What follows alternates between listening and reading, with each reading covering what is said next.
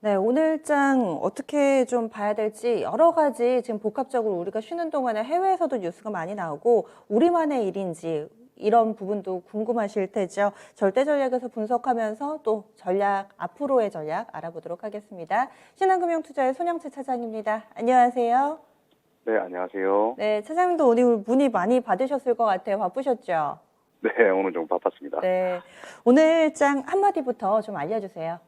네, 오늘장 한마디는 파랗게 파랗게 물들었네로 정해보았습니다. 네, 그 멜로디가 뭔가 귓가에 좀 맴돕니다. 주식하시는 분들께 파란색은 뭔가 금기시되는 그런 색깔인데 오늘장은 그렇게 되어 버렸네요.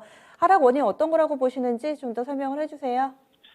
네, 국내 증시 외국인 시가총액 점유율이 5년 2개월여 만에 30% 밑으로 떨어졌습니다. 미국발 조기 긴축 신호에다가 달러 강세 현상이 두드러지고 반도체 업황 둔화 우려 더해지면서 삼성전자와 하이닉스 중심으로 매물이 쏟아졌었는데요. 지난주엔 특히 주간 기준으로 사상 최대 규모인 7조 원을 외국인이 매도하는 모습이었습니다. 오늘도 외국인은 매도세 이어가면서 이번 주 역시 쉽지 않은 한 주가 될 것으로 보이는데요. 일각에서는 테이퍼링과 한국은행의 금리 인상 시기가 맞물린다면 큰 조정 국면에 진입할 수도 있다는 우려도 나오고 있는데 동학개미들의 위상이 높아졌다고는 해도 국내 증시의 매력도 자체가 떨어진 것은 아닐까 하는 어떤 두려움, 공포가 시장 분위기를 지배하고 있는 것 같습니다.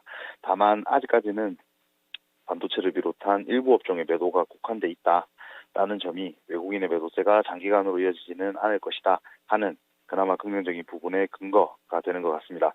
보수적인 대응, 주가 조정의 대비 등 정답이 없는 상황에서 많은 가능성을 열어두는 태도는 분명히 합리적인 방법이 될 수 있겠지만 개인적으로는 늦으면 이번 주 후반부터라도 다시 상승 전환을 위한 바닥을 다지는 흐름 충분히 나올 수 있다라고 보고 있습니다.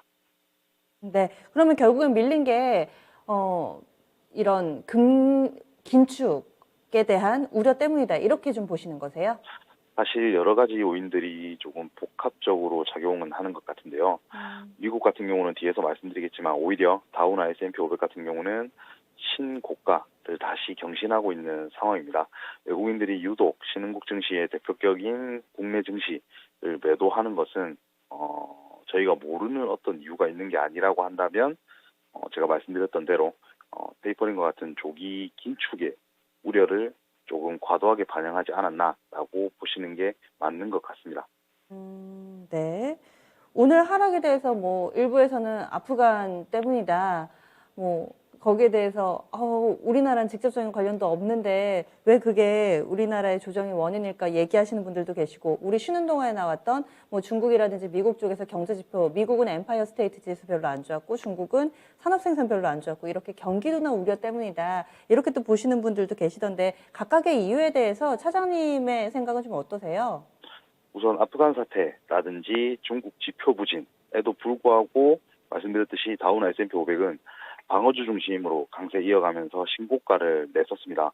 유독 코스피가 경기 모멘텀 둔화 우려로 8거래일 연속 하는 데에는 뭔가 외국인들이 그 시장을 매도하는 다른 이유가 있지 않는 이상은 경제 지표나 이러한 부분들도 제가 뒤에서 말씀을 드리겠지만 이미 선 반영되어 왔던 부분들이 많기 때문에 유독 매도를 많이 한다. 그런데 그 업종이 반도체다라는 게 단순 디램 가격의 하락 때문이다라고는 보지를 않거든요.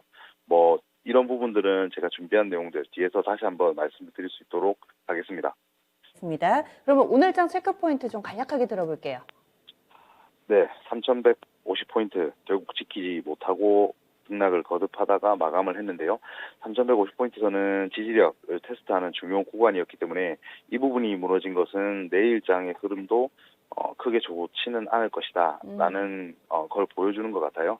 특히 뭐 메모리 반도체, 수급 불확실성, 외국인 지금 전기전자 업종 매도세 지속하고 있는 상황이고요. 특히나 오늘 같은 경우는 반기 보고서 제출 마감일이었기 때문에 일부 기업들 실적에 따라서 주가 차별화 발생하는 모습을 보여줬습니다. 아무래도 금리가 다시 올라간다라는 가정하에 지수가 밀렸다라고 하면 금리 상승기 수혜 업종인 은행이나 보험 그리고 이제 의약품 업종들 전반적 상승을 하는 모습이었고, 반대로 이제 대부분의 종목 하락했지만 그 중에서도 특히 뭐 섬유의복 쪽 하락하는 폭이 컸다고 판단이 되고요.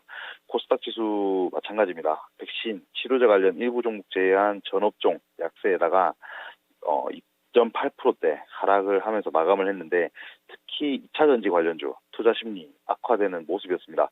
금요일까지만 해도 좋던 2차전지 관련주들이 오늘 크게 하락을 하는 모습이었는데요. 단기간 상승이 부담이 됐던 것도 있지만 미국 정부의 어떤 테슬라 오토파일럿 조사 착수 소식도 투심을 얼어붙게 하는데 한몫한 것으로 사료가 되고요. 연일 치솟고 있는 원달러 환율 1170원 방향 돌파했고, 아시아 주요국 증시도 마찬가지로 오전 점심때까지는 호조세 이어가다가 오후 들어서 대부분 하락하는 양상을 보였습니다. 네. 그러면 오늘은 이렇게 쭉 정리를 해봤고요. 내일장은 뭐가 중요할까요? 오늘자 체크포인트에서 제가 특징 종목 잠깐만 언급을 네네. 드리면, 우선 거래소에서는 말씀드렸듯이 은행과 보험 일부 대형주들이 올랐고, SK바이오사이언스 얘기를 안 할 수가 없을 것 같은데요. 백신 3상 들어간다는 얘기로 연일 좀 뜨거운 주식인 것 같습니다. 오늘도 결과론적으로는 프로그램 매매를 통해서 외국인과 기관이 동시 매수 들어오는 모습이었기 때문에 윗골이 길게 다고 마감을 했지만, 내일도 역시 거래량이나 주가가 변동성이 심화될 것으로 보이고요. 그 외에 거래소에서는 하락폭이 좀 두드러졌던 종목 중에 휠라홀딩스가 있을 것 같습니다. 실적이 예상한 것보다 좋게 나오지 않을 것 같다. 목표가를 하향하면서 주가가 영향을 좀 받은 것 같고, 코스닥 시장은 말 그대로 오르는 종목 일부의 대부분이 크게 하락하는 모습이었습니다. 위메이드라든지 제약 쪽의 바이오니아 등은 15% 이상 상승하면서 좋은 흐름을 보였지만, 그 외에 대부분의 주식들, 특히 2차 전지와 관련된 그동안의 상승률이 높았던 LNF, 세로닉스 같은 종목들은 매도가 많이 나오는 모습을 볼 수 있었습니다. 네. 그러면은 이제 코스닥 같은 경우는 1%만 더 밀리면은 1000에서 이제 100자릿수대로 바뀌게 되고요. 이런 상황에 놓여 있습니다. 내일장에서 중요한 점 짚어주세요. 네, 내일장 체크포인트 크게 두 가지로 나누어서 첫 번째 일정부터 간략히 말씀을 드리겠습니다. 말씀 주셨던 중국의 7월 소매 판매 지수 이미 발표가 되었고, 17일 미국의 7월 소매 판매 지수, 그리고 19일에는 신규 실업 수당 청구 건수 발표가 예정돼 있는데요. 특히 중국 소매 판매 말씀 주셨듯이 8.5% 나오면서 예상치 11%를 크게 하회하면서 심리에 장 초반 악재로 작용을 하기도 했지만, 결국에는 이미 중국의 수출과 생산자 물가가 먼저 발표되면서 대외 수요 둔화 같은 경우는 시장에 반영되어 있었다라고 보는 의견이 우세한 것 같습니다. 아무래도 미국과 중국의 경제지표 발표의 경우에는 거시경제 모멘텀, 피크아웃 논란을 재차 확대시킬 수 있는 이벤트라는 점에서 체크해 주시는 게 필요할 것 같고요. 18일 조금 더 귀를 기울이셔야 될 것 같습니다. FOMC 회의록 발표가 있는데요. 한국 시간으로는 19일 새벽 3시가 될 것 같습니다. 추가로 파악할 만한 내용은 없겠지만, 현재 시장을 긁고 있는 파월 의장이 생각하는 이 테이퍼링 시점에 관한 어떤 힌트는 파악할 수 있을 것이다 라는 점에서 주목할 만한 이벤트인 것 같고요. 무엇보다 악재의 지속성, 그리고 투자자들의 눈높이가 재조정된 점, 밸류에이션 부담이 많이 완화되었다는 측면에서 코스피가 3,000포인트 하회하는 수준의 주가 하락을 보일 가능성은 현재로서는 낮다라고 판단하시는 게 맞는 것 같습니다. 박스권 등락 내지는 서두에 언급드린 대로 바닥을 다지는 흐름 나올 것으로 생각하고 있고요. 두 번째로 최근 가장 관심이 많이 집중된 반도체 업종에 관한 말씀을 드릴 텐데요. 지난주 삼성전자 8.7%, SK하이닉스 13.9% 주저앉으면서 시가총액 50조 원 이상 증발했습니다. 그럼에도 불구하고 개인은 여전한 반도체 사랑 과시하고 있는 상황이고, 외국인의 7조 원 매물 그대로 소화를 했는데요. 유례없는 단기간 매도세, 불안감을 떨치기 힘든 건 사실인데, 이번 주 중요한 분기점 만들 것으로 보입니다.